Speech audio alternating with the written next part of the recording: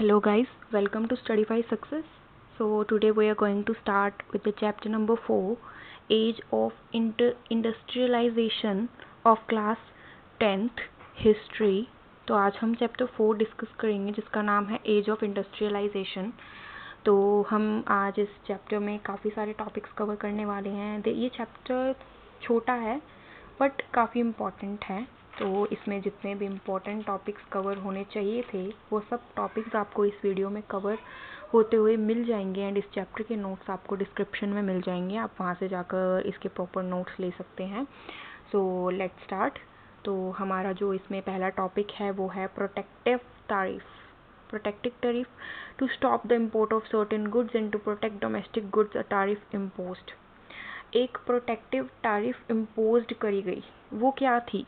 Protective tariff क्या बोल रहे हैं ये कि जो इम्पोर्ट था गुड्स का, जो भी इम्पोर्ट हम दूसरी कंट्रीज़ में कर रहे थे गुड्स का, सबसे पहले तो उसको रोका गया और जो हमारे डोमेस्टिक गुड्स थे उन पर एक टैरिफ को इम्पोज्ड किया गया उनको प्रोटेक्ट करने के लिए, ताकि उनका इम्पोर्ट एक्सपोर्ट गलत कंट्री में चीपली या फिर किसी भी रेट में ना हो, ताकि उससे हमारी कंट्री को लॉस ना हो।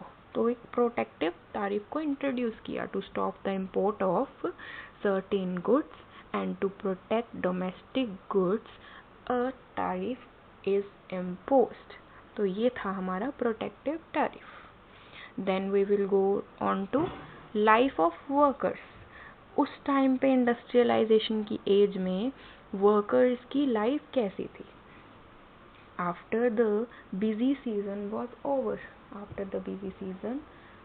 over, laborers look for even odd job. जैसे ही उनका बिजी सीजन मीन्स कि जैसे ही उनका वर्क का जो टाइम था वो ख़त्म हुआ, वैसे ही वहाँ पे जितने भी लेबरर्स थे वो देखने लग गए कि हमें इवन या ओड कोई भी जॉब मिले हम वो करने को तैयार है, हमें बस पैसे चाहिए। The income of worker dependent on not on the wage rate alone. Okay, जो इनकम थी उस टाइम पे वर्कर्स की वो डिपेंड करती थी उनके वेज रेट पर कि वो कितना काम कर रहे हैं या फिर उनका पहले कितना सैलरी था या कैसे उन्होंने क्या क्या है उनके पास, मतलब वो क्या अच्छे से कितना टाइम तक काम कर सकते हैं, उस बेसिस पर उनको इनकम दी जाती थी। तो उस टाइम के इंडस्ट्रियलाइजेशन के वर्कर्स की लाइफ ये थी। Now we will move on to licence ferry. ये एक तरीके की पॉलिसी थी, ये इंट्रोड्यूस की गई थी एडम स्मिथ द्वारा। बेसिकली इस पॉलिसी में ये था कि इसमें जो वर्कर्स थे ना वो अपने हिसाब से अपना वर्क कर सकते थे। As if any worker has a particular talent he can do that work but he will get an income according to her work. उसको उसके टैलेंट के हिसाब से या फिर उसके वर्क के हिसाब से उसको उसकी इनकम मिलती। तो बेसिकली एक पॉलिसी इंट्रोड्यूस की थी उस टाइम पर एडम स्मिथ द्वारा। Now we will move on to a policy of protection. उस टाइम पर एक प्रोटेक्शन के लिए पॉलिसी इंट्रोड्यूस की गई। वो क्या थी policy? To applied in order to protect the newly form industry. जब हमारा एज ऑफ इंडस्ट्रियलाइजेशन था तब काफ़ी न्यूली फॉर्म इंडस्ट्रीज़ इंट्रोड्यूस हुई थी उस टाइम पर। We can take Tata also. So जो भी उस टाइम पे न्यूली फॉर्म इंडस्ट्रीज़ थी उनको प्रोटेक्शन चाहिए थी because they can't export import their products cheaply on other countries. तो इसीलिए एक पॉलिसी को प्रिपेयर किया गया और उस पॉलिसी को अप्लाई किया गया ऑर्डर के तरीके से to protect the newly form industries.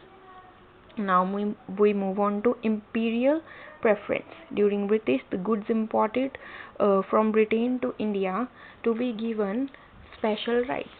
Imperial preference basically उस टाइम की बात है जब ब्रिटिश हम पर रूल करता था।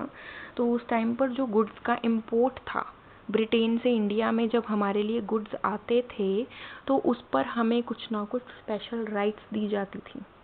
तो ये था इम्पीरियल प्रेफरेंस, कि वो हमें एक इम्पीरियल प्रेफरेंस देते थे। Then we will move on to nationalist message. Indian manufacturers advertising the nationalist message very clearly.